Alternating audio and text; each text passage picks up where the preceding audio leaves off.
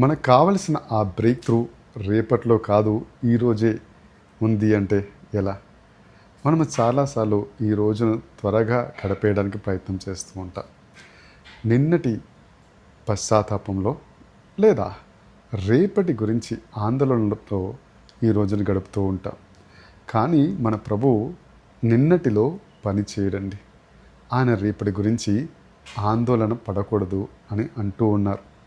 ఆయన ఈరోజు ఇక్కడ ఇప్పుడు మీతో మాట్లాడడానికి సిద్ధంగా ఉన్నారు. కీర్తన గ్రంథము 118వ అధ్యాయము 24వ వచనంలో ఇలా రాసింది, ఇదే దినం ప్రభు చేసినది అని. ఇదే దినం నిన్న కాదు, రేపు కాదు, ఈరోజు అని అర్థం. బహుశా మీ యొక్క ఈరోజు పరిపూర్ణంగా లేదేమో. సాధారణంగా ఆందోళనతో లేదా కఠినంగా ఉండవచ్చు. కానీ మీ యొక్క ఈ రోజును ప్రభువుకి సమర్పించండి. ఒక్క విశ్వాసంతో కూడిన సంభాషణ, ఒక్క విధేయతతో కూడిన క్షణం చాలు, ప్రభువు మీ జీవితంలో గొప్ప కార్యం చేయగలడు. అయితే రేపు రాబోయే మంచి రోజు కోసం ఎదురు చూడకండి.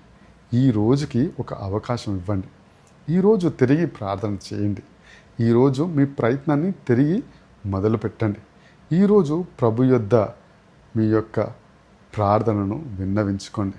ఎందుకంటే ప్రభు చేతిలో మీరు ఈ రోజుని పెట్టినట్లయితే అది సాధారణం కాదండి, అసాధారణం కాబోతోంది. కాబట్టి ఈ క్షణమే ప్రభు యొద్దకు వెళ్ళండి, ఆయనను మొరపెట్టండి.